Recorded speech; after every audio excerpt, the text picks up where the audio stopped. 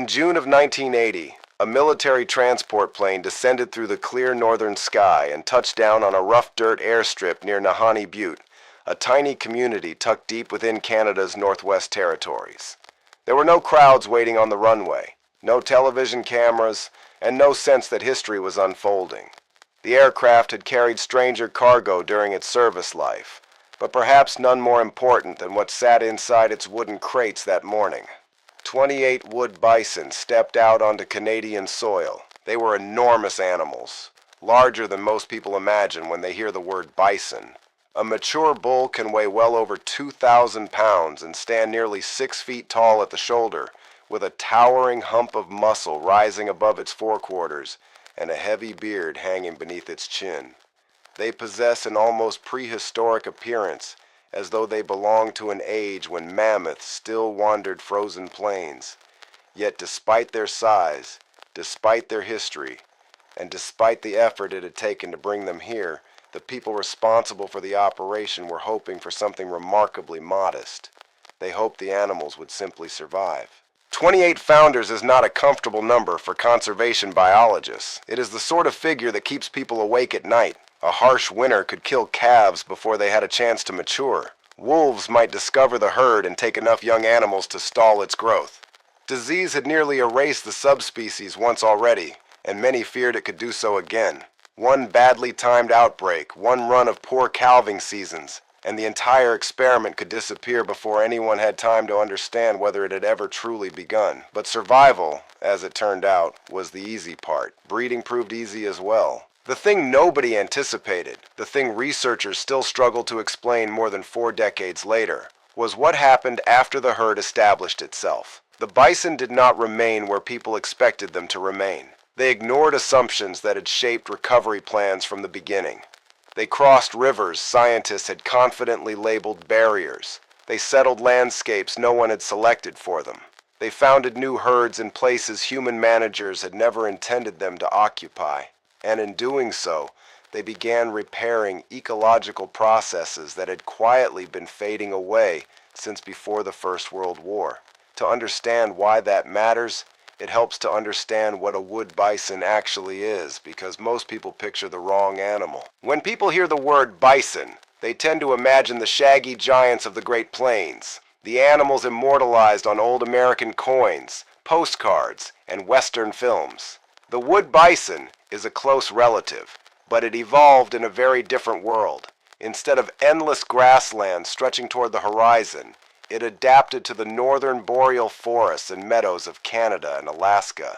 It grew larger, heavier, and better suited to enduring long winters. A wood bison can survive conditions that would challenge almost any other large herbivore in North America.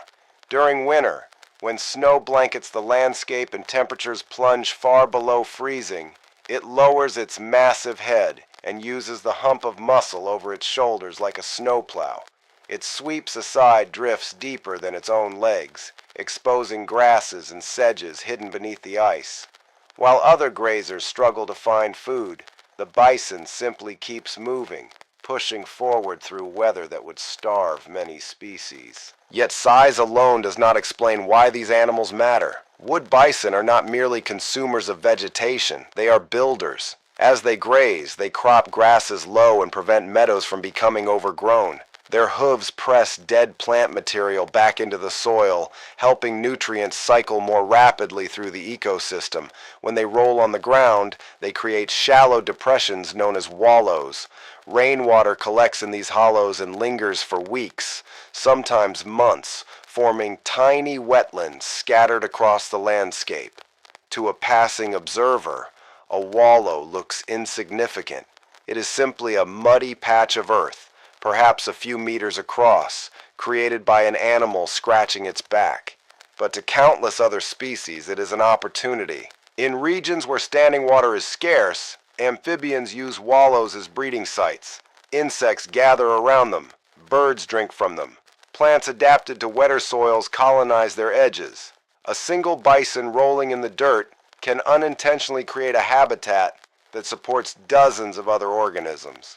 And then there is the dung. A mature bison produces enormous quantities of nutrient-rich waste every year. That dung feeds beetles, fungi, and microbes. It returns nitrogen and phosphorus to soils that might otherwise store those nutrients away for decades. Over thousands of square kilometers, bison distribute fertility simply by existing. Female bison also pass knowledge through generations. Calves learn migration routes from their mothers. They learn where mineral licks emerge from the earth, where snow melts first in spring, and which meadows remain productive during dry summers. Some family groups revisit the same calving grounds year after year, mothers leading daughters, daughters eventually leading calves of their own. Taken together, these behaviors make the wood bison something more than a large mammal. It becomes an engineer. It shapes the land around it. And when engineers disappear, the systems they maintain slowly begin to fail. Canada removed those engineers deliberately. By the middle of the 19th century, the northward expansion of the commercial hide trade had transformed bison from living components of an ecosystem into commodities. Traders wanted leather, meat, and hides. Governments wanted settlement and development. Hunters wanted income. The wood bison found itself caught in the middle of forces that had little interest in what the animal meant to the landscape. The hunting itself was brutally efficient. Repeating rifles allowed a small number of men to kill animals at a pace that would have been unimaginable only a few decades earlier. Entire herds could be followed into valleys and reduced to carcasses within a single season. Animals that had spent thousands of years surviving harsh winters, wolves and predators, suddenly faced an enemy that could strike from hundreds of meters away and kill dozens before the rest even understood what was happening. By the beginning of the 20th century, the collapse was nearly complete. No one knows precisely how many wood bison once occupied northern Canada. Estimates vary widely, but they almost certainly numbered in the tens of thousands. By 1900, only a few hundred remained. The response from the Canadian government was, at least initially, well-intentioned. In 1922, Wood Buffalo National Park was established to protect the surviving animals and preserve what remained of their habitat. On paper, it seemed like a victory. The country had recognized the danger and taken action before the subspecies disappeared entirely. Then it made a mistake that conservation biologists still discuss today as a warning about how even good intentions can go disastrously wrong. Thousands of plains bison were transported north and released into the park. At the time, officials believed they were simply bolstering a declining population. Bison were bison, or so they assumed. The distinctions between subspecies seemed less important than preventing extinction altogether. Nature had other ideas. The plains bison brought diseases with them, including tuberculosis and brucellosis. They also interbred with the remaining wood bison, blurring the genetic line that made the northern animals unique. Within a few decades, scientists faced an uncomfortable conclusion. The original wood bison appeared to be gone.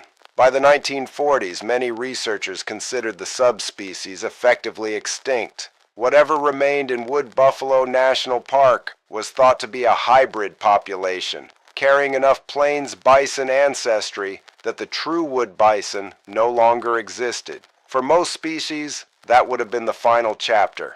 But conservation stories have a habit of turning on moments that seem almost absurdly fortunate. In 1957, a Canadian Wildlife Service biologist was conducting an aerial survey over a remote section of Wood Buffalo National Park. It was not a rescue mission. He was not searching for lost bison. The flight was routine, one among countless surveys carried out across the immense northern wilderness. Then he noticed something unusual below. A small herd of bison moved along a river valley, isolated from the larger hybrid populations by more than 100 kilometers of difficult terrain. At first glance, they simply looked different. Their shoulder humps seemed taller and more squared. Their bodies appeared heavier. Their coats were darker. It was enough to justify a closer investigation. Samples were collected, measurements were taken, genetic comparisons followed. And slowly, almost reluctantly, researchers realized they were looking at something extraordinary. Against all expectations, a small population of genuine wood bison had survived. They had remained isolated for decades, protected not by fences or human intervention, but by distance, rivers, and the sheer inaccessibility of the northern wilderness. Roughly 200 animals still existed. The subspecies declared extinct had quietly ignored the declaration. That discovery changed everything. For the first time in decades, Canada had a chance not merely to preserve hybrid bison, but to rebuild an entire subspecies from animals that represented the closest thing to pure wood bison left on Earth. The task required patience. There would be no dramatic releases involving hundreds of animals, no grand gestures. Instead, conservationists approached the problem with almost obsessive caution. Small groups of bison were captured and moved into protected facilities. One important herd was established at Elk Island National Park in Alberta. There, animals could be monitored closely, protected from disease, and managed carefully to preserve as much genetic diversity as possible. For years, Elk Island functioned almost like a biological vault. The herd grew slowly. Calves were born. Bloodlines were recorded. Researchers waited. Only when the population had reached a size that could spare founders without endangering itself did officials consider another step. They needed a place where bison could once again become wild. Nahanni seemed almost purpose-built for the role. The valley lies in one of the least populated regions of North America, surrounded by forests, wetlands, rivers, and broad meadows that stretch between mountain ranges. Mineral licks emerge naturally from the ground. Floodplains produce grasses and sedges in abundance. Winters are harsh, but wood bison evolved under precisely those conditions. It offered everything the animals needed: food, water, space, and perhaps most importantly, distance from infected hybrid herds elsewhere in the north. So in June of 1980, 28 animals were loaded into transport crates and flown to Nahanni. The scene itself was surprisingly ordinary. No speeches, no crowds, no sense of celebration. People understood how fragile the experiment really was. 28 animals do not inspire confidence. 28 animals inspire anxiety. Conservation history is full of introductions that looked promising during their first years, only to collapse later. Small populations face dangers that larger populations can absorb more easily. A few poor calving seasons can have devastating consequences. A severe winter can reduce survival dramatically. Predators become more significant. Disease becomes more dangerous. Chance itself becomes an enemy. Everyone involved knew that, which is why what happened next was so astonishing. The bison behaved as though they had never been gone. Within months, researchers observed grazing pressure transforming local meadows. Willow thickets were being pushed back. Fresh wallows appeared. Trails emerged through vegetation.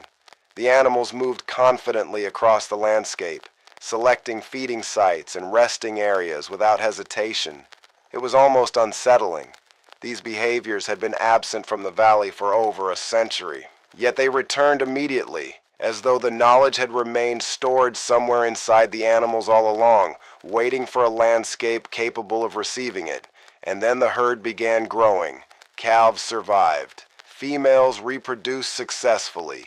Additional animals from Elk Island were introduced over time, not because the original founders were failing, but because managers wanted to strengthen the herd's genetic diversity. People living in Nahanni Butte watched the recovery unfold from their own backyards. Visitors traveling along nearby roads occasionally caught sight of bison grazing in open meadows. Children who had grown up hearing stories about the animals finally saw them standing on the land. For a while, everything appeared to be progressing according to plan. Then the bison abandoned the plan altogether.